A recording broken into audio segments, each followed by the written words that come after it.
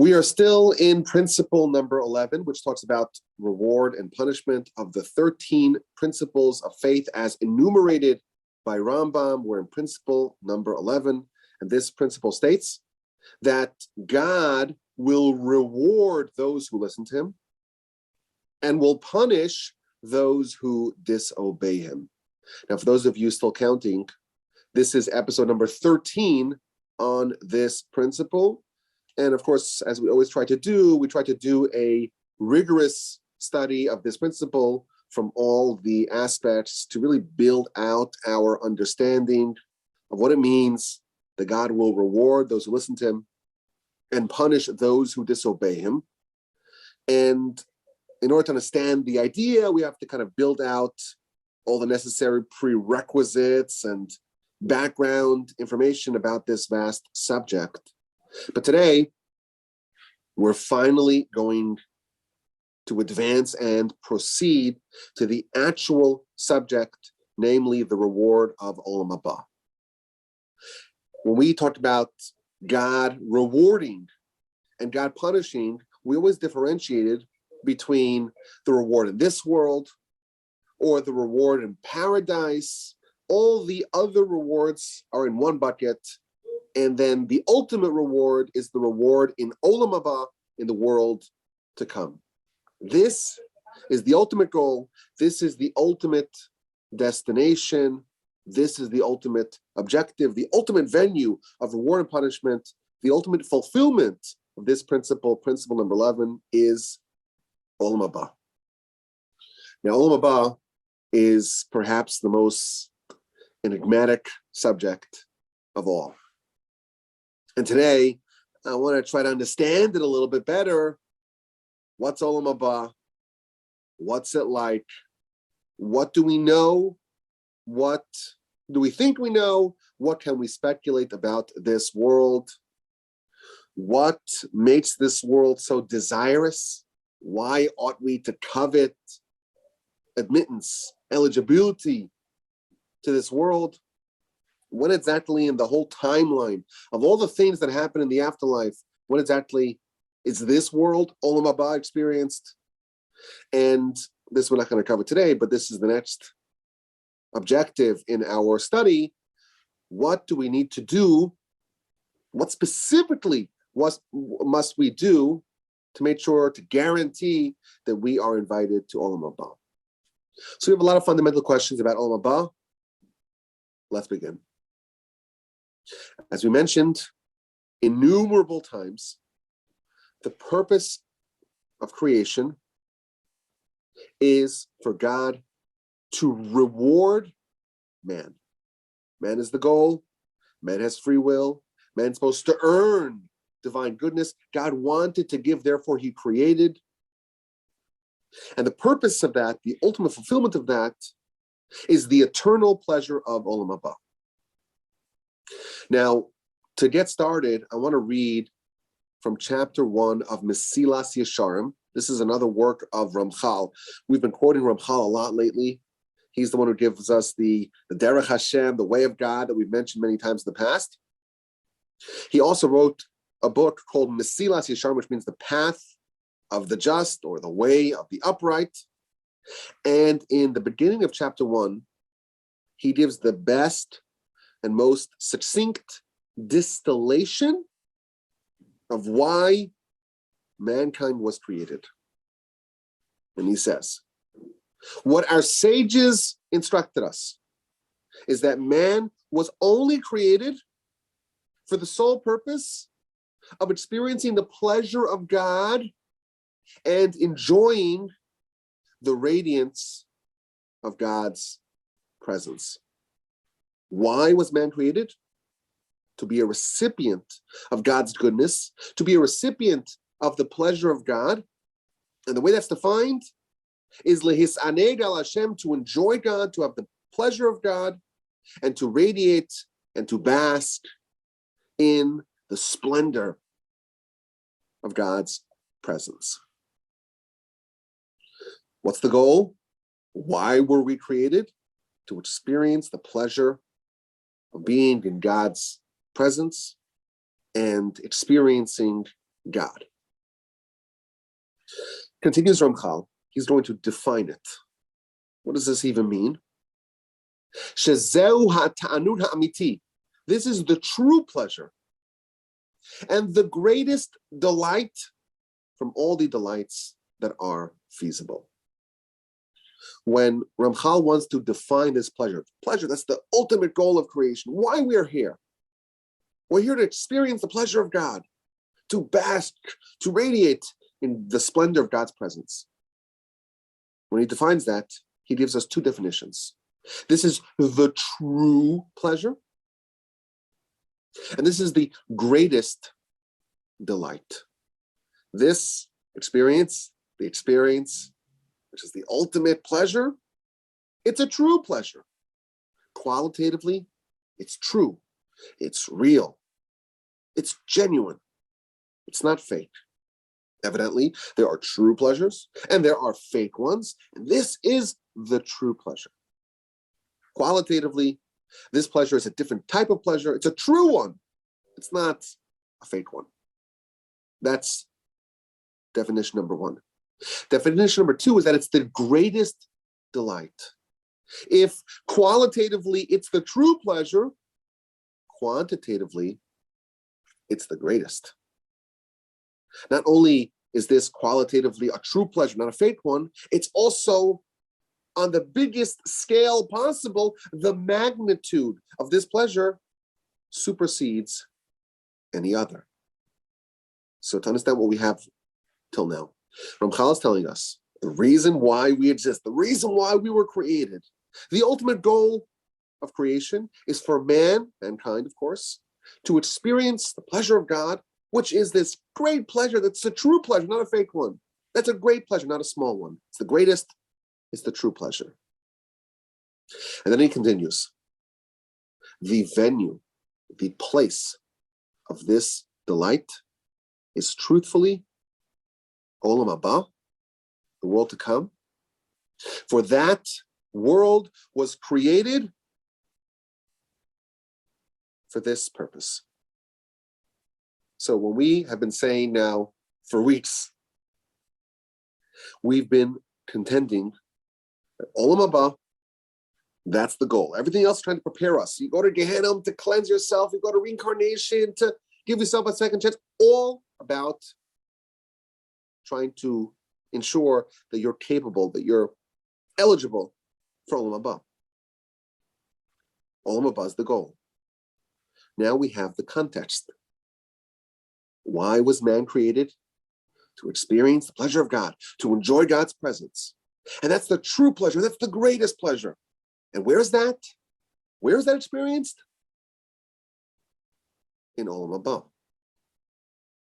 In this remarkable and pithy paragraph, Ramchal is crystallizing really what life's all about, boiling it down to its essence. The goal, well, why were we created? Ultimately, the bottom line is to experience pleasure, the pleasure of God. What type of pleasure? Pleasure of God, which is the greatest and true pleasure. And where's that? Well, that's in Olamaba. Now, it's important to note, just to follow up what we said a couple of weeks ago,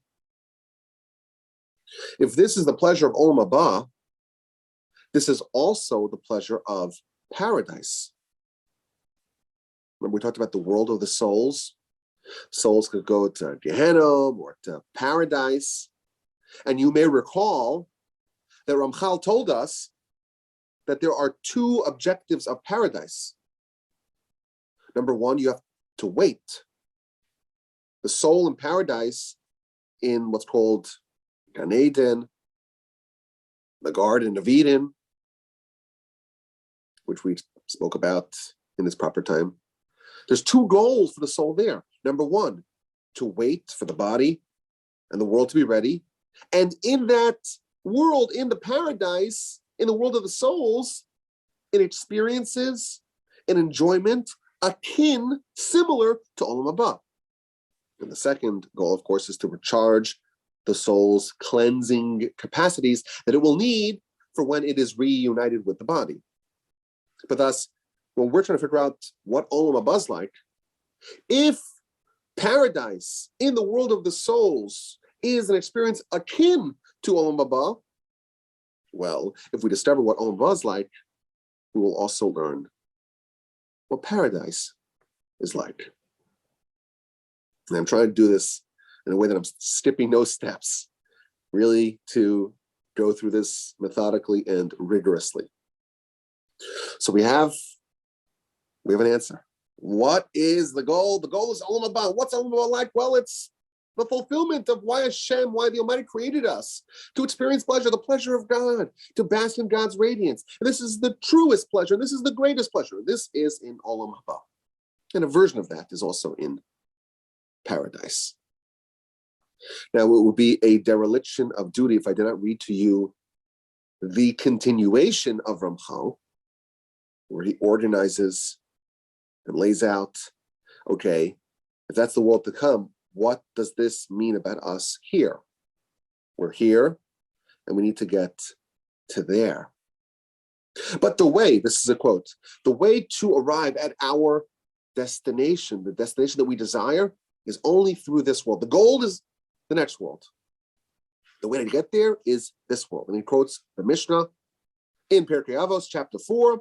This world is like a corridor before the next world. You got to work really hard in this world to make sure that you're able to enter what's at the end of the corridor. And the means that bring a person towards eligibility for the next world,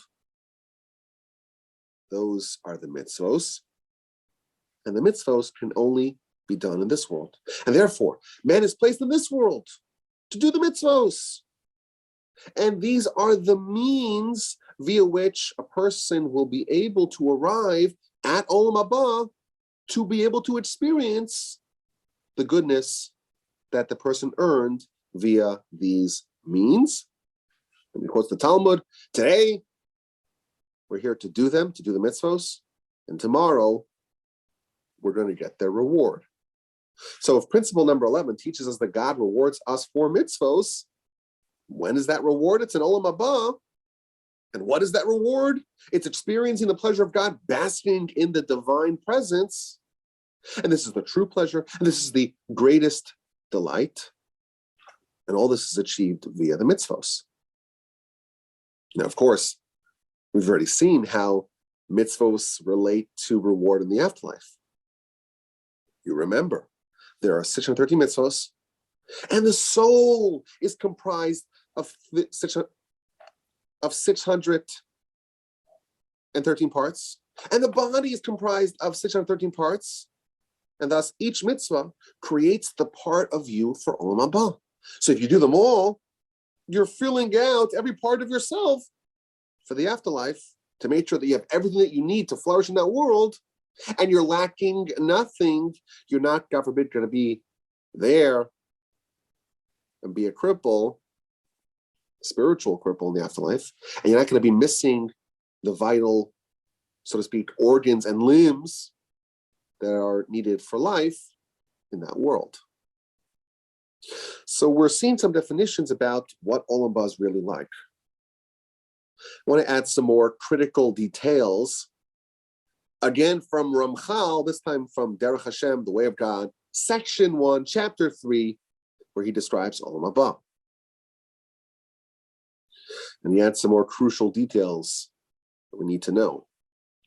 Now, it's important to mention, we mentioned this many times, but I want to make sure that this is conveyed clearly. This subject, certainly the timeline, it is notoriously hard to find sources about it. And not every opinion is universally accepted.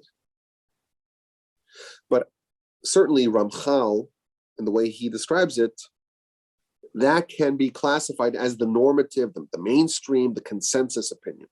That's why we're going to go with what he tells us. He's talking about Olam Haba, and he says, when is this going to happen? What's the timeline for that? The timeline for receiving the ultimate reward, that's after the resurrection in the world that will be renewed. a person dies, if they're lucky, they're placed in the world of the souls. If they're unlucky, we talked about last week, where they could possibly end up, be reincarnated, God forbid, end up in a place of eternal punishment. God forbid their soul could be disenfranchised. But if someone's fortunate, they go to the world of the souls, either to paradise or to purgatory. And eventually, after purgatory, they would end up in paradise, but they're there to wait. And what are they waiting for? Well, they're waiting for the resurrection, the reunification with the body. They're waiting for the body to be ready. They're also waiting for the world to be ready. After the body is ready, after the world is ready, both body and world will be renewed. Just like the body is destroyed, will come back. The world too, and we spoke about this, of course, in the past, 6,000 years, 1,000 years of destruction, and then it's going to be rebuilt. When is Olam experienced? It's after the renewal, resurrection, both of man and of the world. So, body, soul separate. The body is going to be reunited with the soul. In a similar way, the world, perhaps you can say the soul of the world, the life of the world is going to be separated. The world's going to die. And then the soul of the world's going to come back into the world. The world's going to be rebuilt, resurrected. Man will be resurrected. And that's what we call resurrection, which is, by the way, principle number 13 of our 13 principles. And after that is Olamaba. And the person will enjoy, will experience that experience, which again, the true pleasure, the greatest delight, the experience of God, basking in the divine radiance. Man will experience it. Humanity will experience it with their body and with their soul. Now, what will the soul look like then? What will the body look like then? What will the merged fusion, marriage of the two look like then? Will it be identical to the way it looks like today? No. In that world, continues Ramchal, the body will be purified, will be refined via the soul. You remember, we mentioned this a few minutes ago. There are two reasons for paradise. Number one, you're waiting for the body, you're waiting for the world to be ready for resurrection. And while you're there, you experience a pleasure akin to Olamaba. That is reason number one for paradise.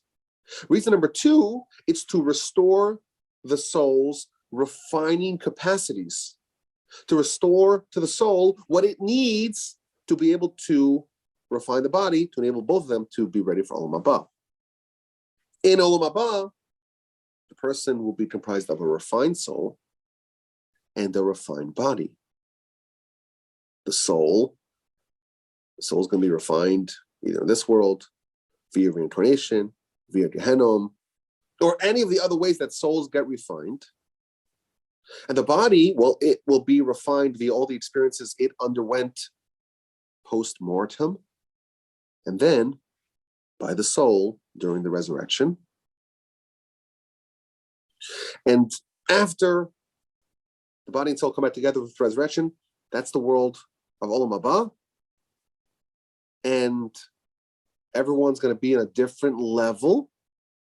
It's not just this uniform experiences that everyone who's there is on the same level. No. Depending on how hard a person worked in this world, depending on how much perfection a person attained in this world, that will determine the splendor of their soul and the level, the status of their experience in Olam Haba. So I think we assembled some attributes about Olam Haba. When is Olam Haba? It's after resurrection. Body and soul, both perfected and reunited. Everyone's going to experience it according to the level of perfection that they attained in this world. And again, this is the goal of creation. It's achieved via mitzvos in this corridor before we get there. It's the venue of true pleasure, not fake pleasure. It's the venue of the greatest delight. This is pleasure on the highest level. And it's described as delighting in God, basking in his divine presence. Body and soul. After resurrection, that's the ultimate goal. So if we just learned, studied what we've covered hitherto, we have some definitions. We have something to work with about what Olamaba is like. We haven't really gotten an experience of what it's like. What does it actually mean to take pleasure in God, to bask in his presence? What is the experience of Olamaba, and by extension, of course, paradise, which is pleasure akin to Olamaba? What is that actually like? I think this question, it gets to perhaps the most enigmatic concepts in our philosophy. The more you study it, the more you discover that Olam Haba is and will forever remain for us in our current constitution. It will forever remain a mystery. We don't really have so much literature about it. And what we do have is not really clear. In fact, much of what we are told about Olam Haba is highlighting the complete impenetrability of this subject. So, for example, the Talmud tells us, the book of Brachos, on page 34, the prophets, the great seers, the great visionaries, they saw the future, and they were able to tell us what the future is like, and able to describe the Messianic age. By the way, Messiah is principle number 12. We have to get to that, because that, of course, there's a lot to cover there. But these prophets were able to see deep into the future. But all the prophecies only reached a certain level. All the prophets, they only prophesied for the days of Messiah. But for Olam Haba, quotes a verse in Isaiah 64, Ayin lo rasa, and I cannot see it. Even the far-seeing, clairvoyant vision of the prophets cannot visualize, cannot conceptualize Olam Haba. Messiah, well, that's within the purview of the prophets. They're able to conceive it, to visualize it, to describe it, to codify it in their prophecies. But Olam Haba, the world to come, the world that's the ultimate goal, the world that we're so deeply coveting at the end of the corridor, even the prophets cannot see it. It's beyond the sphere of their vision. Olam Haba is beyond what the eye can see. When we are told about Olam Haba, it's more about telling us what it's not like. The Talmud again in Brachos tells us, Olam Haba is not like this world. This world is decidedly different than Olam Haba. In Olam Haba, there's no eating. You may think that Olam Haba, it's like this massive smorgasbord, as much sandwiches and chicken and steak, all you can eat. You may think so. No, but there's no eating in Olam Haba. Well, at least I could have a drink. At least I could have some scotch or wine. But there's no drinking. There's no eating, there's no drinking. There's no procreation. There's no business. There's no envy. There's no hatred. There's no competition. The attributes that define our world, eating, drinking, procreating, business, envy, hatred, competition, does not exist at all in Olamaba. Well, what does exist? Ela tzadikim yoshvim. Tzadikim are sitting, ve'atroseim birosheim, and their crowns are in their heads. They are enjoying from the radiance of God's presence. Does that really help us? How much more do we know now about Olam Haba? We're being told all the things that it's not. No eating, no drinking, no procreation, no business, no envy, no hatred, no competition. But what is it? It's that tzaddikim sitting with their crowns in their heads and enjoying the radiance of God's presence. Well, what's that like? And I think kind of the larger question I'm trying to get at over here is, why is it so hard for us to understand what that world's like? Why is it so completely impenetrable? Why is it beyond the purview of the prophets? Why is the most comprehensive description of Olam Haba featured in the Talmud?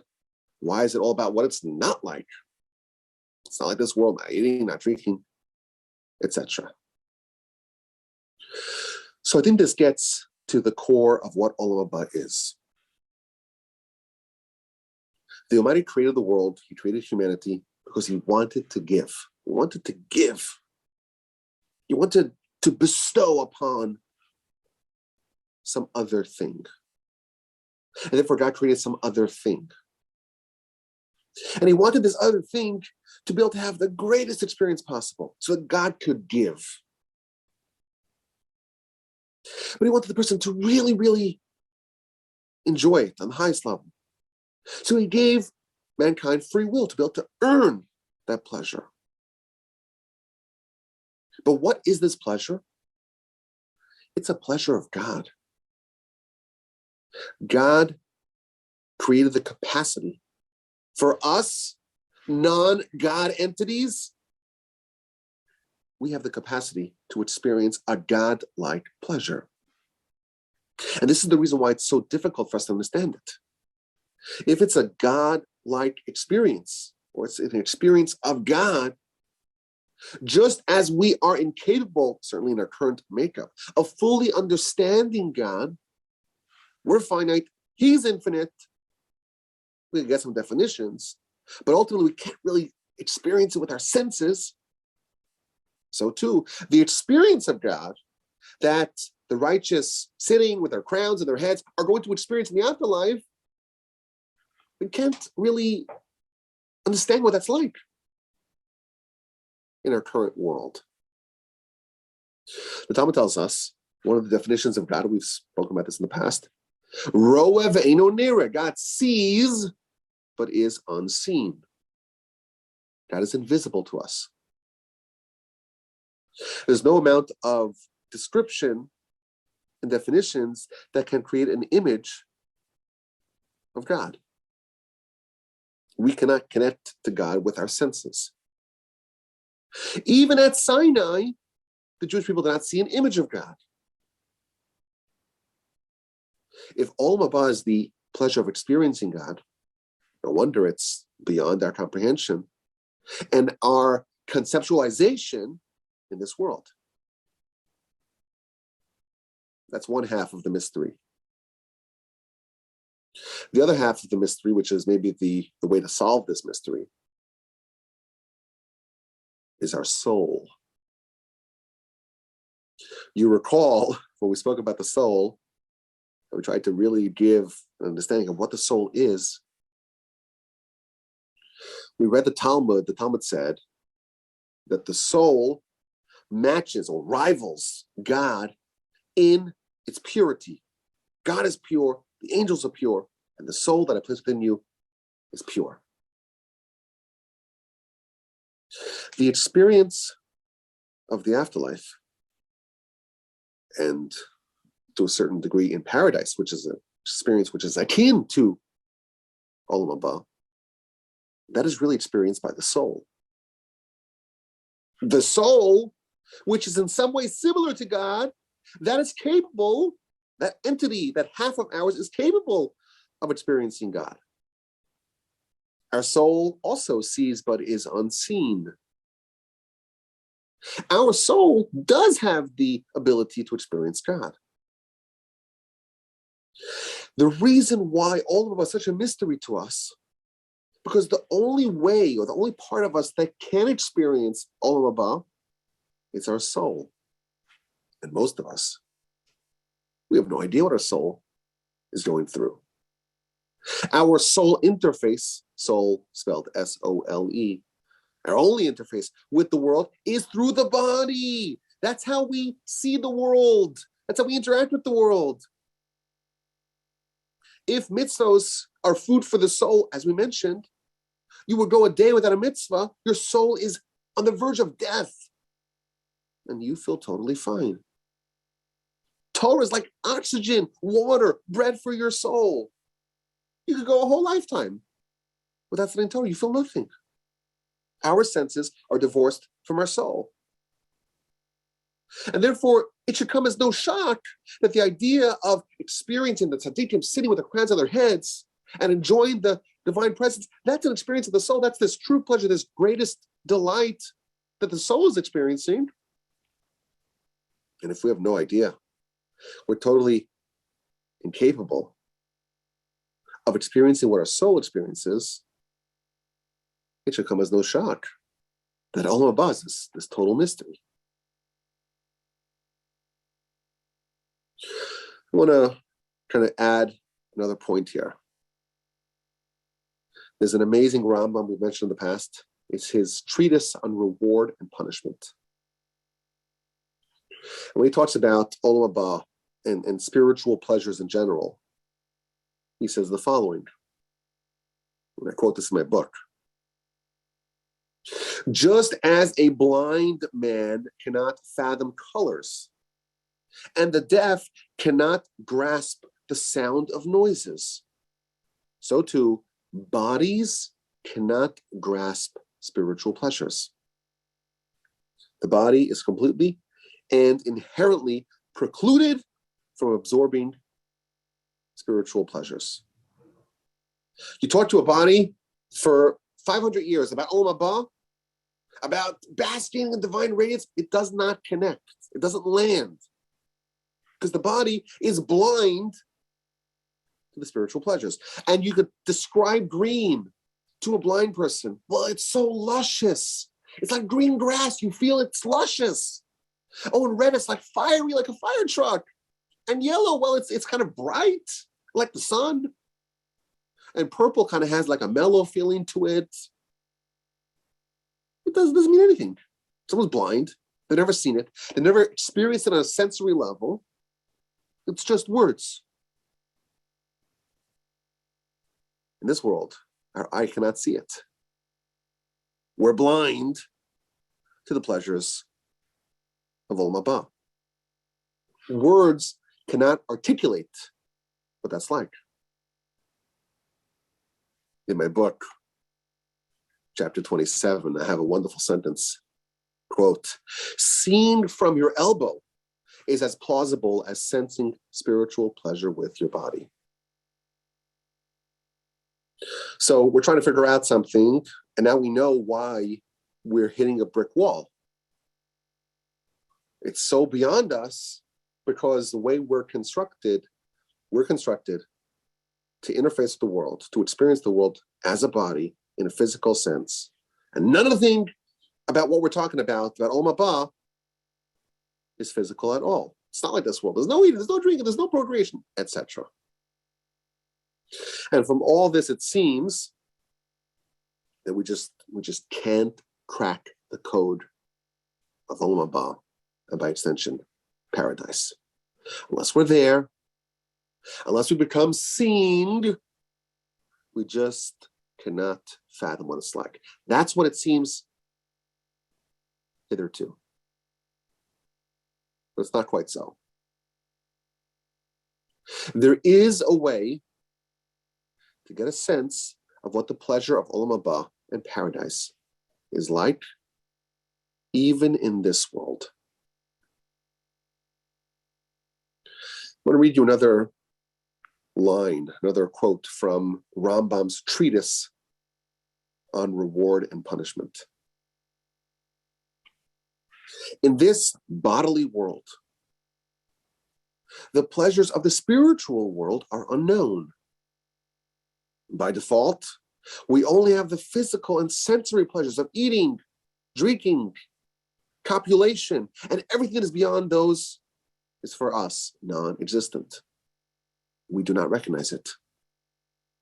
And we will not grasp it upon initial thought, only after great contemplation. And that line is the critical line. We will not grasp it upon initial thought, only after great contemplation. The Rambam is telling us unambiguously that this pleasure, this Olamaba, this experience of God, initially we're blind. Initially we cannot grasp it. But some element, some scintilla of this experience can be understood after great contemplation. And now we know why. If we only interface with the world as a body, of course, then spiritual pleasures are beyond us. But we do have a soul. And that soul, well, it's similar to God in some way, in some shape, in some form, in some context. Excuse me. There are 5 similarities the Talmud tells us between the soul and God. The soul is pure, the angels are pure, God is pure. Our soul, in fact, is perfectly engineered and calibrated to experience the pleasures of the soul.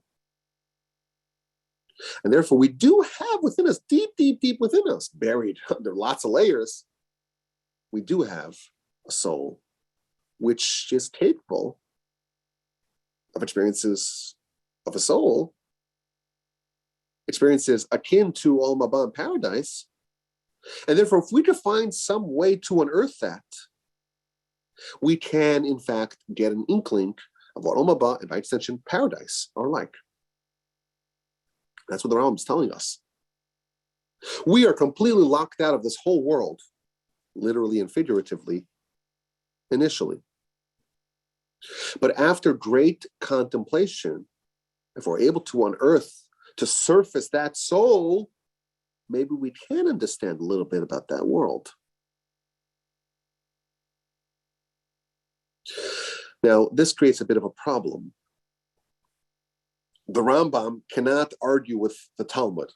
That's just the way it works. The Rambam, he can explain the Talmud, he can codify the Talmud, but when the Talmud says that even the prophets cannot understand, cannot see Olamaba, even the prophets are incapable of perceiving that world. How's it possible that he comes and says, well, you can perceive it, you can experience it if you work really hard? Which is it? So here's a point that I want to tell you today. Both are true. Olamaba is invisible, beyond the purview of the prophets, and I cannot see it. The only thing we can do is get some definitions and talk about some words that don't really pack a punch because we're blind to that experience. But Olam Haba-like pleasures, soulful pleasures, are indeed perceivable in this world. The prophets, they cannot see it. They cannot see it. I cannot see it. But can they feel it in some way? Can they sense it in some way? Can they perceive it in some way?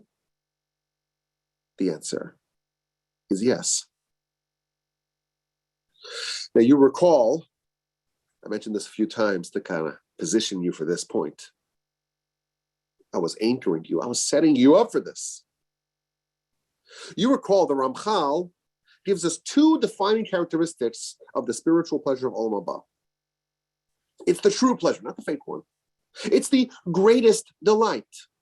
Not a small pleasure, it's the greatest one. There's a qualitative aspect, of Olamaba, and there's a quantitative aspect of Olamaba.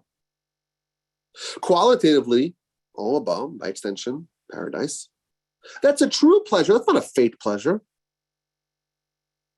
Number two, on a quantitative level, Olamaba is the greatest delight.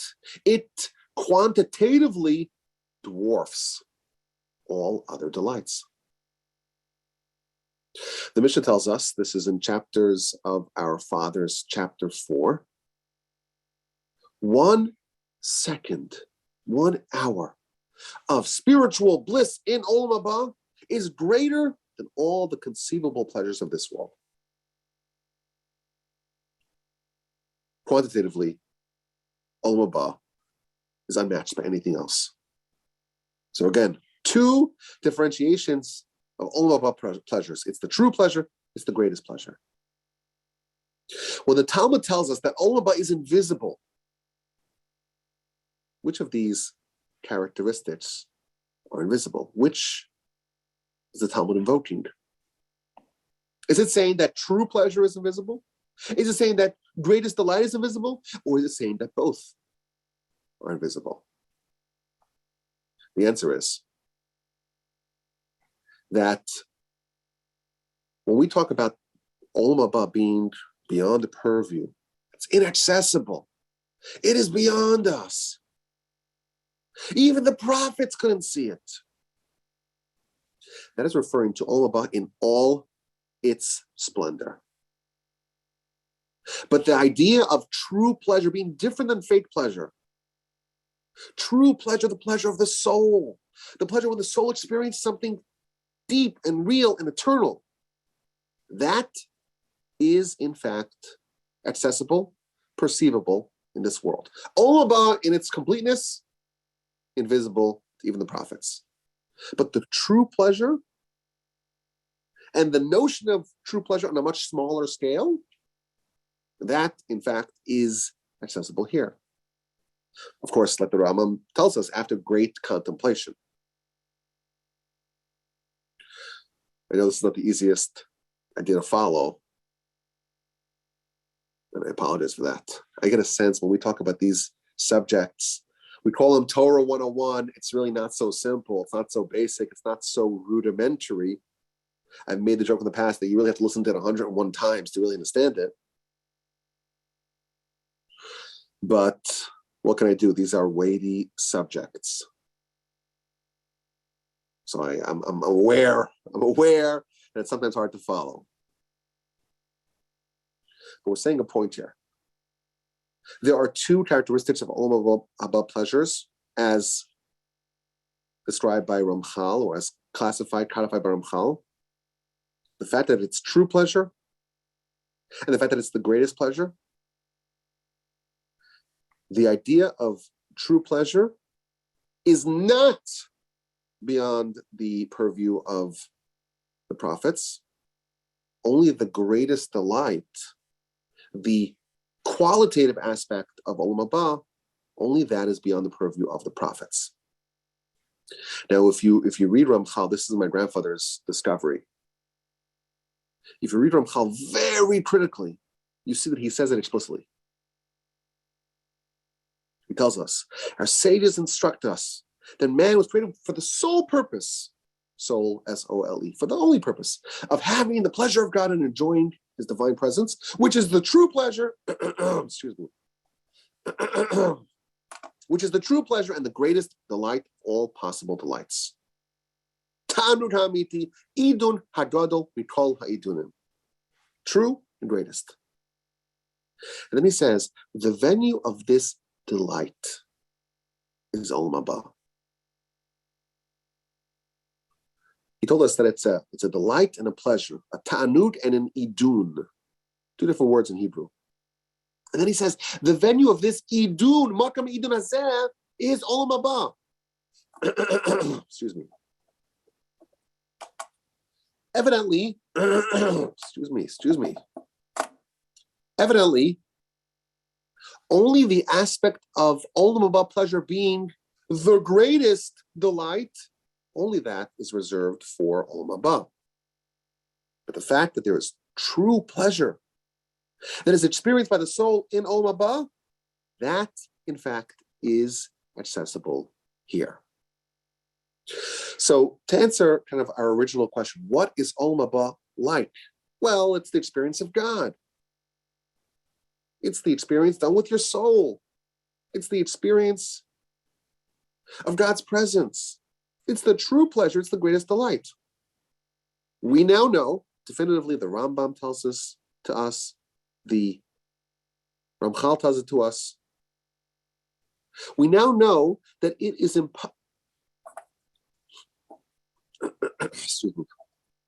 We now know that it is possible to experience Olam Haba-like pleasures in this world. Not, of course, a full-blown version of this, but some degree of true pleasure is, in fact, accessible here. Now, why am I harping on this so much? Why is it so important to know that there's a possibility of experiencing Olam Haba-like pleasures in this world? I think the basic reason why this is so important is because this is what we're going after. This is it. This is the ultimate. Everything else is just to prepare us for this. And therefore, if we want to understand this subject, principle number 11, reward and punishment, in Olam Haba, we have to understand what it's like.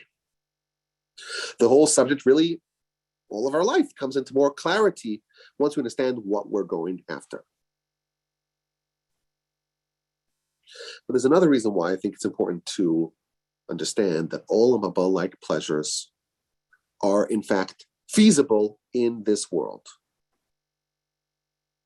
And that's because I suspect this is speculation territory. And this is really the subject we're going to cover next. I suspect that one of the ways to gain entrance to Olam Haba is by experiencing a little bit, a small down payment of it in this world. To the degree that a person actually gets a little head start in experiencing Olam Haba-like pleasures in this world, that's going to be the key for them to actually gain entry and eligibility in the world to come. I want to talk more about this idea of experiencing Olam Haba-like pleasures in this world. In my book, I wrote this cryptic line that says, well, if you want to see how to do this, you have to look at the Rambam in the laws of Mitzvos, or in the book of Mitzvos, Mitzvah number 3, where he describes how to do it. How to actually, what do I need to do if I want to experience Olam Haba-like pleasures in this world? Give me the instructions. I'll follow them. Well, here are the instructions. It's really short. It's really short. It's maybe a dozen words. But it's maybe the hardest thing to actually do. Mitzvah number 3. The Rambam has a book called the Book of Mitzvos, where he delineates mitzvah number 1 through mitzvah number 613. Unlike the Sefer HaChinuch, the book that we are using in our ethics series to go through the mitzvos, the Sefer HaChinuch follows the mitzvos in the order in which they appear in the Torah. Rambam organizes it by order of importance. So mitzvah number 3 is really towards the top of all the mitzvos. And mitzvah number 3 is to love God. Ve'ahavta et Hashem Elokecha. You should love Hashem, your God, with all your hearts, with all your soul, with all your resources. What does it mean to love God? We have a hard time even saying what God is. Gotta love God. Says the Rambam.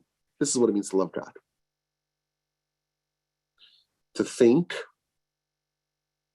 and to ruminate in God's mitzvos, in God's Torah, in God's handiwork. Well, God's not visible in this world, but the Torah that he conveyed to us is visible in this world. The mitzvos that he instructed us, they're doable in this world. His handiwork is everywhere. His fingerprints are in every single thing in this world.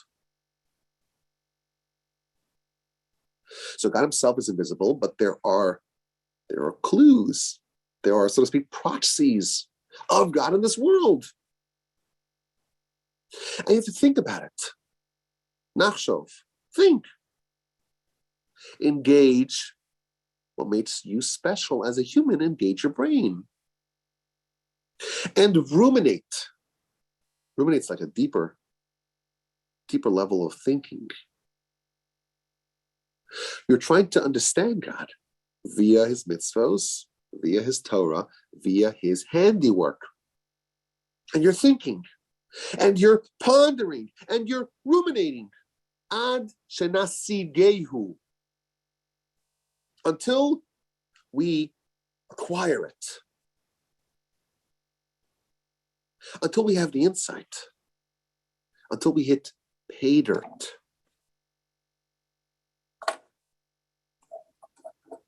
Until we hit pay dirt. And we will take pleasure in our discovery. Betachlis hahana, with the highest level of pleasure. This is what it means to love God. It's not long. It's a couple of words, maybe a dozen words. It's telling us something very, very deep and very fundamental. Olam, we said, paradise, that's the experience of experiencing God. The Almighty allows us the capacity to experience something godlike. That's the true pleasure. It's the greatest delight. But there are capacities, there are opportunities for experiencing something godlike in this world. Not God directly. He's invisible in this world. But he gave us his Torah. He gave us his mitzvos. His handiwork is everywhere. And through that, we can have some sort of insight, some sort of discovery, some sort of achievement. It requires a lot of work. You gotta think, ruminate, ponder. In one of really three things: mitzvos, Torah, his handiwork. You gotta work really hard until you have an insight. Your insight, your discovery, is in effect a version of you visualizing, you experiencing, you basking in the divine radiance in Olamaba with your crowns and your heads. And that will bestow upon you the highest level of pleasure. That is a touch point with true pleasure. And the mitzvah of loving God, Rambam tells us, that demands that we discover him. The way we discover him is via immersing ourselves into God's Torah, his mitzvos, his handiwork, until we have an experience of confronting, of discovering God, an experience that is akin to the tzaddikim sitting with their crowns in their heads and enjoying the pleasure of God. Now, it should come as no surprise that we know that the best way to acquire Olamaba is via the mitzvos, via Torah, and via our faith, which we earn by trying to discover God in the world. And we also discover that a real study of God in this world will bestow tachlis hana, the highest level of pleasure. And that, in fact, will be our key to doing that on the biggest scale, on the greatest scale in Olamaba. I want to end our discussion of what Olamaba is like with the Talmud in the book of Brachos on page 57b. In chapter 28 of my book, we did a real full treatment of this very short piece in Talmud. But I want to just do a quick refresh for those of y'all who have read it, and just to touch upon it for the benefit of those who have not yet read it. But this Talmud also gives us a little bit of a picture of what Olamaba is like. Talmud tells us there are three things that are me'ein Olamaba, that are a measure, are somewhat similar to Olamaba. Shabbos, the Sabbath. Shemesh, the sun. and tashmish. The word tashmish is a homonym. It can mean either marital relations or relieving oneself. So the Talmud investigates which tashmish you're talking about. Ultimately, the Talmud concludes that it cannot refer to marital relations because that weakens a person. Rather, it's referring to using the facilities. Thus concludes this quite cryptic Talmud. The Talmud, of course, is speaking in code, as it often does. This is what we would classify as an Agadic Talmud, but this contains some insights about the secrets of Olamaba. There are three things in our world that have some overlapping qualities of Olamaba. Of course, Olamaba is invisible, but there are lessons, so to speak, or insights that we can learn from these three things, from the Olamaba's similarity or overlapping nature with these three things. Let's start with Shabbos. The first thing that we know is that Olamaba is like Shabbos. Why? Because the format of Olamaba is similar to that of Shabbos. The Talmud tells us in Avodah Zarah, page 3a, if you toil before Shabbos, you will have what to eat on Shabbos.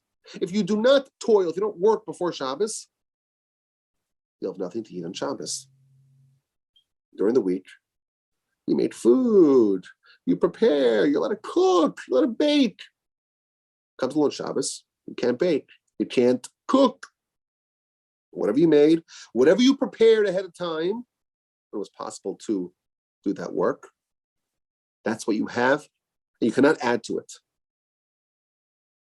Once someone dies, their capacity to create, to work for that goal, it's over. What you earn, what you stockpile in the corridor, in this world, before, so to speak, Shabbos, that's what you will have to enjoy and to partake in the world of Shabbos, in the world of Olamaba. We have the preparation, the world of preparation, that's our world. That's like weekdays before Shabbos. And we have the world, excuse me. And we have the world of consumption. And that's Shabbos, where you enjoy what you made for Shabbos. That's all about where you enjoy what you made in this world, in the corridor, before the ballroom. And then there's the sun. Now, I cannot resist reading y'all a citation from my book. Quote, the second thing that is a measure of Olamaba is the sun. This is not the only time that Olamaba is compared to the sun. As mentioned in the previous chapter, the Talmud teaches that Olamaba was inaccessible to all the prophets, based upon the verse, and I cannot see it. Like the sun, Olamaba is too bright for even the great visionaries to absorb. Also, the Midrash, quoted by Rashi, Genesis 1:4, teaches that the light of day one of creation was hidden away in storage, awaiting the tzaddikim, awaiting the tzaddikim in Olamaba. A third instance is the Talmud, Sanhedrin 91b, which states that in Olamaba, the light of the sun will be diminished. Rashi explains that the sun's illumination will remain unchanged, but the light emanating from the tzaddikim will outshine it, and in comparison, the light of the sun will appear fainter. The soul is a bright spiritual light. In this world, the soul is enshrouded in a body that conceals it. Olamaba is where the soul is unsheathed from the body, and it shines forth with the brightness of 1,000 suns. Only Moshe succeeded in mimicking the status of Olamaba in this world. Hence, the Talmud tells us, Bava Basra 75a, the face of Moshe was like the face of the sun. Now, I don't want to spoil this chapter for you. We talk about how the sun is a measure of Olamaba. We explain the Talmud's point about Tashmish and what it reveals. You have to read it for yourself. But I think the larger aim of today's discussion was achieved. We've built out an understanding about Olamaba. What is it? When is it? How is it? Why, in fact, it is invisible. How we can and perhaps must get a taste, get a whiff, get a scent of that world still here. And we have a little bit of a picture of what we have to look forward to if we are so fortunate.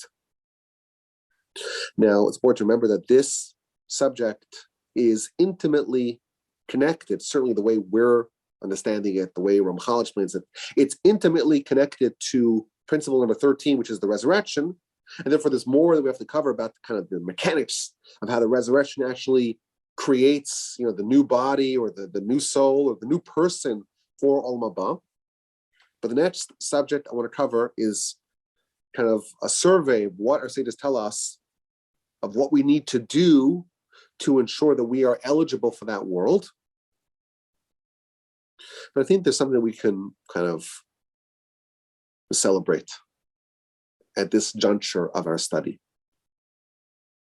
I always wonder, what do atheists feel when they think about death? If your worldview is that that's it, your whole life, everything, you're just getting closer, every day getting closer to this devastating point of what happens. It must be so terrifying. Your whole life is just this sandcastle waiting for the tide to come in. This house of cards, and there is a tornado about to visit town, and you don't know when. And it's all going to topple. It's going to end in emptiness and nothingness when they die. I think it's kind of a sad and depressing thought. And there is a cruel and bitter irony in this. We will yet learn one of the qualifications to ensure that a person is eligible for Olam Haba is that they actually believe in Olam Haba. And therefore, the atheists, the people who don't believe in the afterlife, are actually right because they have nothing positive to look forward to. Even if a person does mitzvos. They do mitzvos. But they don't believe in principle number 11. They don't believe that there is reward in the afterlife for their mitzvos. They won't get any reward in the afterlife for their mitzvos. So again, there's like a bitter irony here that the atheists are actually right. They have nothing positive to look forward to. But now that we've done such a comprehensive study about Olam Haba and what it's like, or at least whatever we can understand about what's like, we can be comforted to know that when someone dies, there's something to look forward to. Not all of it is pleasant, of course. But even, as we mentioned many times in the past, if you end up in Gehenna, it's a very good place to end up in, because it means you're on the path towards Olam Haba. Your life, your existence is a success. We can live happy knowing that, but we have to also learn what it takes. What does it take? Tell me what I need to do. How can I ensure that when I arrive at those palace gates, I will be armed, we will be armed with an invitation to enter that world, that invitation. That is what we so deeply covet. I thank you for listening and enjoying this subject with me from the Torch Center in Houston, Texas. As always, my email address is Rabbi Wolbe, RABBI, WOLB as in boy, E, @gmail.com. I look forward to your questions, your comments, your feedback. email me, rabbiwolbe@gmail.com.